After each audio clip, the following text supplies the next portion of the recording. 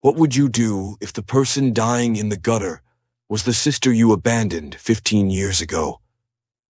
How would you feel if the ghost you thought you'd buried came back not to haunt you, but to save you from a lie you've been living your entire life?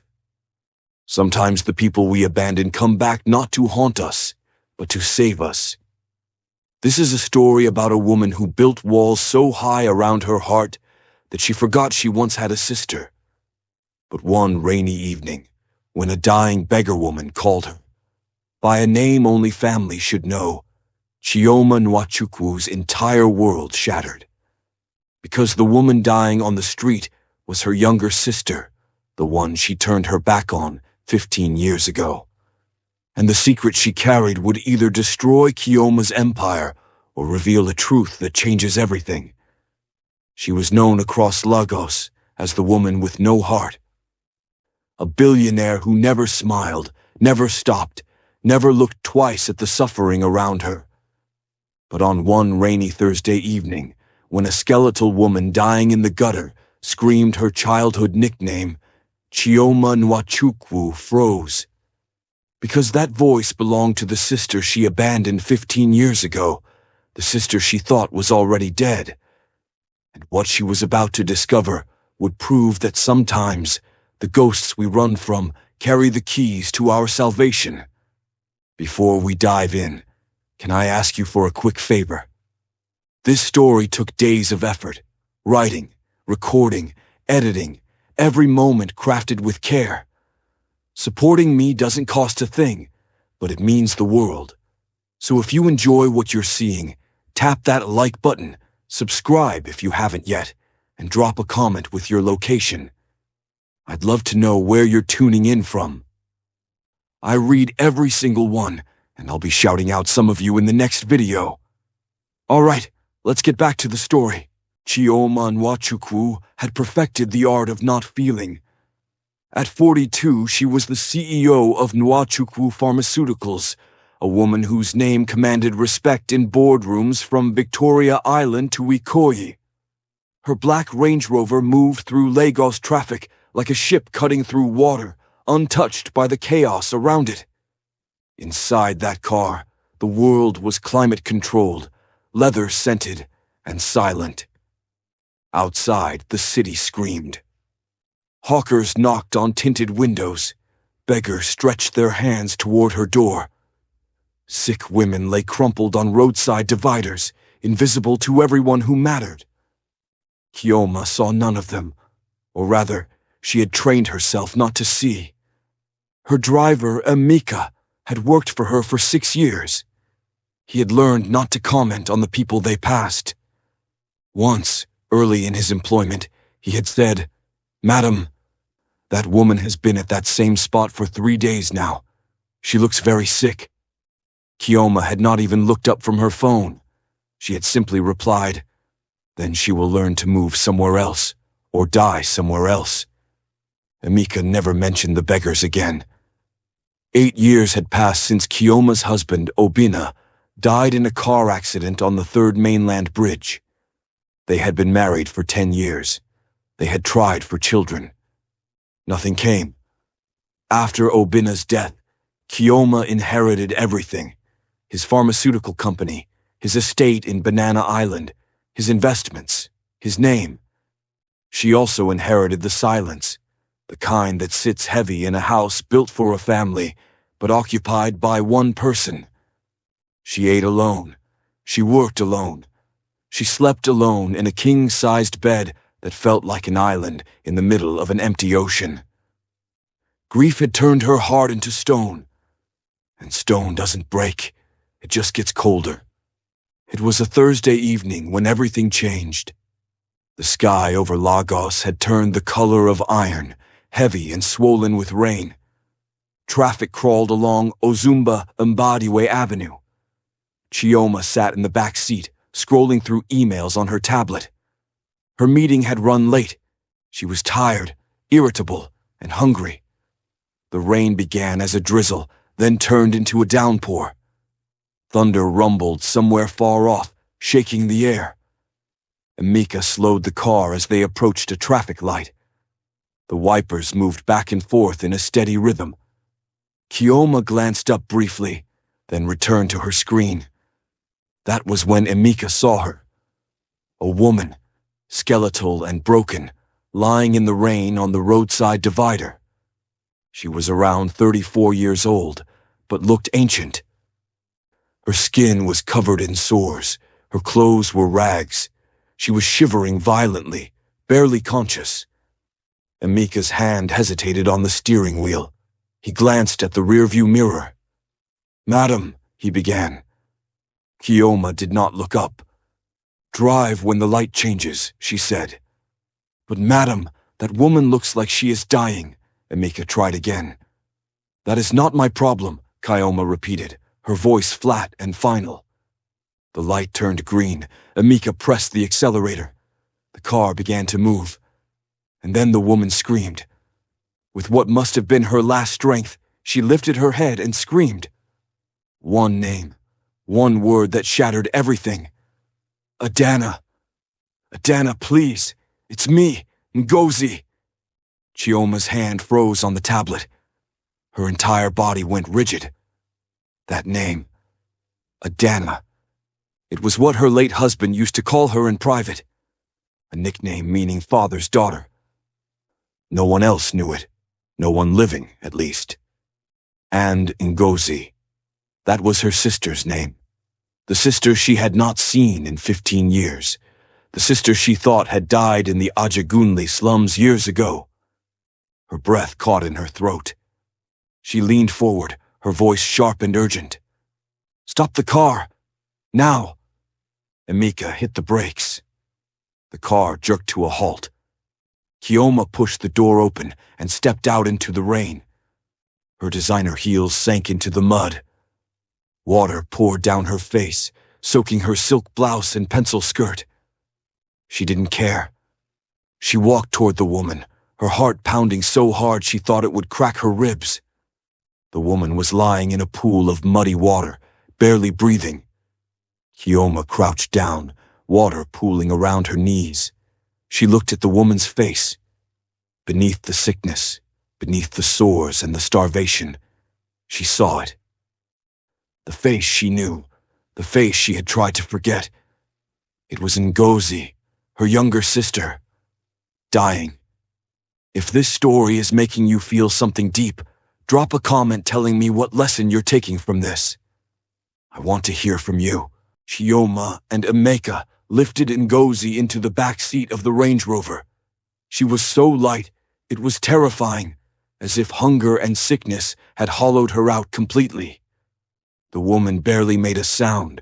Her breathing was shallow, ragged. Chioma wrapped her in a blanket from the trunk, her hands shaking. She did not speak. She could not. Her mind was spinning, trying to make sense of what had just happened.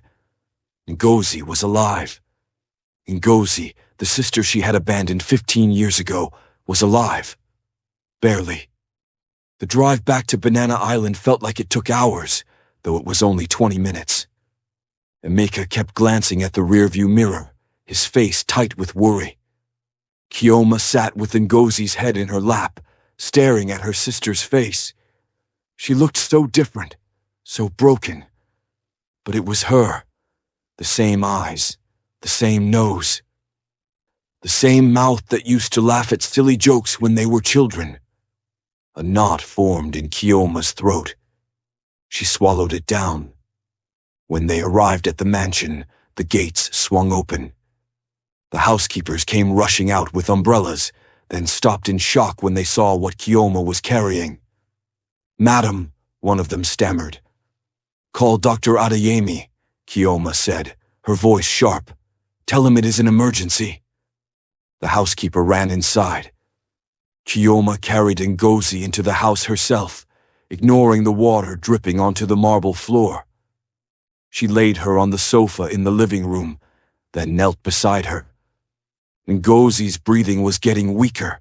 Her skin was burning with fever. In a brief moment of consciousness, Ngozi's eyes fluttered open. She looked at Kioma and whispered, "Adana, I found you. I had to find you." Kiyoma's voice shook. How did you know where to look? Ngozi's lips moved slowly. I have been watching for weeks. I knew your route. Then her voice dropped to barely a whisper. I have something you need to know. About Obinna. She fell unconscious before she could finish. Dr. Adeyemi arrived within the hour. He was a kind man in his 50s, with graying hair and gentle hands. He examined Ngozi in silence, his face growing more grave with each passing minute. When he finally spoke, his voice was low.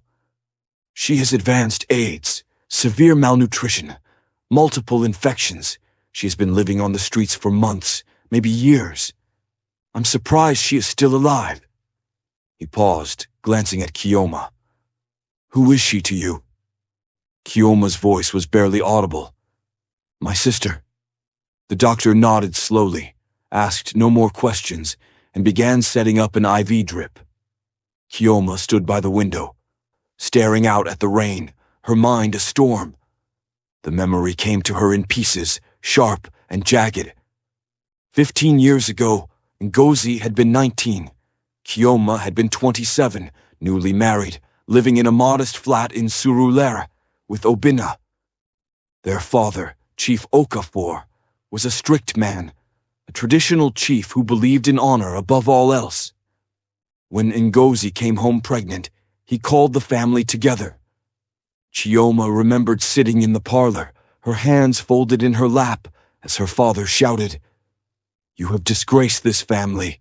You are no longer my daughter. Get out. Ngozi had cried. She had begged. She had looked at Kiyoma, her older sister, the one she had always looked up to, and said, Sister, please, say something. But Kiyoma had said nothing. She had sat in silence, her eyes fixed on the floor. She told herself it was not her place to interfere. She told herself their father knew best. She told herself Ngozi would be fine. She was wrong. Ngozi had left that day with nothing but the clothes on her back. Kiyoma never saw her again. Over the years, she heard rumors. Ngozi was living in Ajigunle. Ngozi was begging on the streets. Ngozi was dead. Kiyoma never reached out. She told herself it was too late. She told herself she had moved on. But the truth was, she was afraid of facing what she had done. 3 days passed. Ngozi drifted in and out of consciousness. The doctors did what they could, but everyone knew the truth. She was dying. On the 3rd evening, Ngozi woke up. Kiyoma was sitting beside her bed, eyes red from lack of sleep. Ngozi looked at her and spoke, her voice weak but clear. I am dying. The doctors cannot save me. I have maybe weeks. Kiyoma's throat tightened. Why did you not come to me sooner? Ngozi's eyes filled with tears. Because I hated you. For 15 years, I hated you. The words hung in the air like smoke. Then Ngozi continued. But then I found out something about your husband, Obinna. Kiyoma leaned forward, her heart pounding. What about him? Ngozi took a shaky breath. He was the father of my baby. The world tilted. Kiyoma felt the ground shift beneath her feet. Her voice came out as a whisper. What did you say? Ngozi closed her eyes. Obinna, your husband, he got me pregnant 15 years ago. Kiyoma stood up, stumbling backward. No, that is not possible. Ngozi opened her eyes, and in them was nothing but truth and pain. It is true. I met him at a party before he married you. He pursued me. He lied about being engaged. When I got pregnant, he disappeared. I did not know he was marrying you until after the wedding. By then, I was already disowned. Living in Ajigunle, I gave birth to a son alone. Kiyoma felt like she was drowning. Where is this child now? Ngozi's face crumbled. He died. 3 years ago. Malaria. I could not afford the hospital. Silence filled the room, thick and suffocating. Then Ngozi said quietly, But before he died, Obina came back. Once. He saw the boy, and he gave me something. She reached beneath her pillow and pulled out a sealed envelope, worn and dirty but intact. Inside, this is a letter from Obina, and a flash drive. You need to see what is on it. If this story is touching your heart, don't keep it to yourself. Share it with someone who needs to hear this message today. Chioma took the envelope with trembling hands. She opened it slowly. Inside was a handwritten letter on expensive stationery and a small flash drive. She unfolded the letter and began to read. The handwriting was Obina's. Ngozi, if you are reading this, I am probably dead. I was a coward. I lied to you. I lied to Chioma. I built my pharmaceutical company using illegal drug trials on rural villagers. People died, and I covered it up. The evidence is on this drive. If Chioma ever finds out, she will lose everything. But you deserve to know the truth, and you deserve to be compensated for what I did to you. I have set up an offshore account in your name. The details are in this drive. I am sorry. Chioma's hands began to shake so violently, she almost dropped the letter. She looked at Ngozi, her voice breaking. This cannot be real. Ngozi's eyes were sad and steady. It is real. I could have destroyed you years ago. I could have sold this information. But I did not, because despite everything, you are still my sister. That night, Chioma locked herself in her study. She inserted the flash drive into her laptop. What she saw made her stomach turn. Files upon files of evidence. Emails detailing how Obina had tested unapproved drugs on poor villagers in rural communities. Falsified safety data. Medical reports showing severe side effects that were never disclosed. Financial records proving bribes paid to government officials. And a list of names. 12 people who had died as a result of the trials. 12 families who were paid off to stay silent. Chioma sat back in her chair, the room spinning around her. Everything she had, the mansion, the company, the respect, all of it was built on blood money. She thought of the board meetings where she had spoken about integrity and ethics. She thought of the awards she had received for corporate responsibility. It was all a lie. Her entire life was a lie. The next morning, word leaked that Chioma was harboring a sick street woman in her home. Chief Ibuka, Obina's older brother, showed up with 2 board members. They stormed into her living room without knocking. Ibuka was a large man with a loud voice and an even louder presence. He looked around the room in disgust. What is this I am hearing? You brought a beggar into this house. Chioma stood slowly. She is not a beggar. She is my sister. Ibuka laughed, harsh and mocking. The one who got pregnant and disgraced your family. And you brought her here. Chioma's voice turned to ice. She is dying. Then let her die somewhere else, Ibuka said coldly. This is bad for the company image. Shareholders are already asking questions. Chioma took a step forward.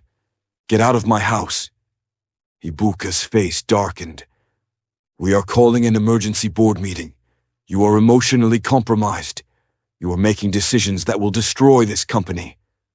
Chioma did not blink. This is my company, my house, my decision. Now get out before I have security remove you. After they left, Chioma returned to Ngozi's room. Her sister was weaker now, sleeping most of the time. That evening, Ngozi woke briefly. Chioma sat beside her, holding her hand. Ngozi spoke softly. I do not blame you anymore. I used to, but life taught me that fear makes people cruel.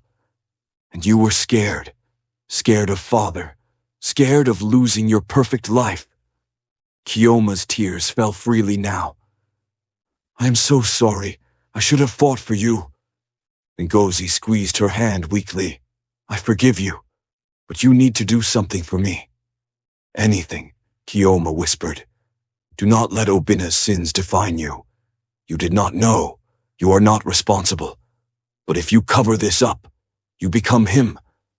What would you do if you discovered your dead spouse had ruined multiple lives and left you to inherit the blame? Would you protect your empire or expose the truth, even if it cost you everything? If you believe no betrayal justifies destroying an innocent person's life, tap the like button so this reaches more people who need to hear it. An emergency board meeting was called 3 days later. Kioma walked into the boardroom wearing a simple black dress. No jewelry, no makeup, just the weight of truth on her shoulders. The 12 board members sat around the long table, faces stern and expectant. Chief Ibuka sat at the far end, arms crossed, a smug expression on his face. The chairman, Mr. Adekunle, cleared his throat. Madam CEO, we are concerned. Your recent behavior has been erratic, bringing a sick stranger into your home, refusing to engage with the board. We need clarity. Kioma stood at the head of the table. She placed a flash drive on the polished wood. Before you say anything else, you need to see this. She connected the drive to the projector. The screen lit up with documents, emails, medical reports. She walked them through everything. The illegal drug trials, the deaths, the cover-ups, the bribes. The room fell silent. Some board members stared in horror. Others looked away. Chief Ibuka's face went pale. Mr. Adekunle spoke first, his voice shaking. If this gets out, Nwachukwu Pharmaceuticals will collapse. We will be sued, criminalized, destroyed. Kioma nodded. I know. Then why are you showing us this? Ibuka demanded. Destroy it. Your husband is dead. He cannot be punished. Why destroy what he built? Kioma looked at him with cold clarity. Because people died, and their families deserve justice. A board member leaned forward. You will go to prison as an accessory. Maybe, Kioma said calmly, but I will not be a monster. Another board member stood. You are throwing away billions, throwing away your legacy. Kioma's voice was steady. My legacy is not worth more than 12 lives. She walked out of the boardroom and went straight to her lawyer. Within 2 days, she had contacted the press. A conference was scheduled. On the day of the press conference, Kioma stood before a room full of journalists, cameras flashing, microphones thrust forward. Beside her in a wheelchair sat Ngozi, wrapped in blankets, barely strong enough to sit upright but determined to be there. Chioma took a deep breath and began. My name is Chioma Nwachukwu. I am the widow of the late Chief Obina Nwachukwu and the current CEO of Nwachukwu Pharmaceuticals. I am here today to confess something that will cost me everything. My husband conducted illegal drug trials on rural villagers. 12 people died. He covered it up. He bribed officials. He falsified data.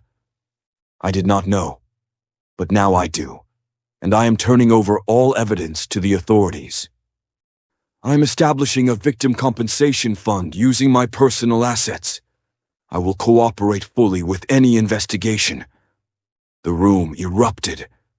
Questions flew like arrows. Cameras flashed like lightning. Kioma did not flinch. She looked directly into the cameras. I ignored my sister when she needed me. I let my husband's lies become my truth. I will not make that mistake again, even if it costs me everything. Ngozi reached up and took Kioma's hand. Kioma squeezed it gently. The authorities launched an immediate investigation. Within weeks, they confirmed everything. Kioma was cleared of criminal charges because the evidence showed she genuinely did not know. But the company's reputation was destroyed. Share prices plummeted. Investors pulled out. The board forced her to resign. Chief Ibuka took over as CEO and immediately began damage control. But it was too late. Nwachukwu Pharmaceuticals would never recover. Chioma lost 80% of her wealth. The Banana Island mansion was sold. Her luxury cars were auctioned. She moved into a modest 3-bedroom house in Lekki, but she was free. If this story is making you feel something deep, drop a comment telling me what lesson you're taking from this. I want to hear from you. Ngozi's health continued to decline. She had maybe days left. Chioma brought her to the new house, set up a hospital bed in the guest room, and hired a nurse to provide round-the-clock care. She refused to let her sister die alone again. One evening, Chioma sat beside Ngozi's bed, reading aloud from an old book of Yoruba folktales. Ngozi's breathing was labored, but she smiled faintly. "You used to read these to me when we were children," she whispered. Chioma nodded, tears streaming down her face. "I remember." Ngozi's hand found Chioma's. "You found me. Thank you." Chioma shook her head. "No, you found me. You saved me." Ngozi's eyes began to close. "I am not afraid anymore." Chioma leaned closer. "Of what?" "Of dying. Because I got to see you one more time, and I got to forgive you. That is enough." Ngozi passed away peacefully that night. Chioma held her hand until the very end. The funeral was small. Just Chioma, a few friends, and the nurse who had cared for Ngozi in her final days.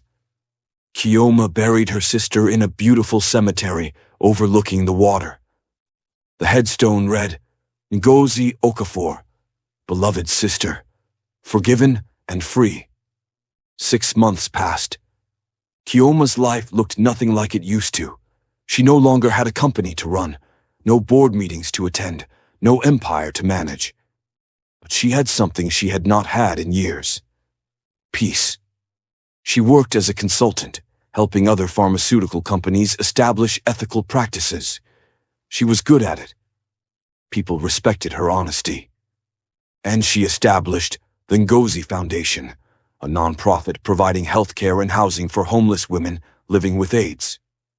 One Saturday afternoon, Chioma's car was stuck in traffic. Same spot, same street. Ozumba Umbadiwe Avenue. The rain was falling lightly.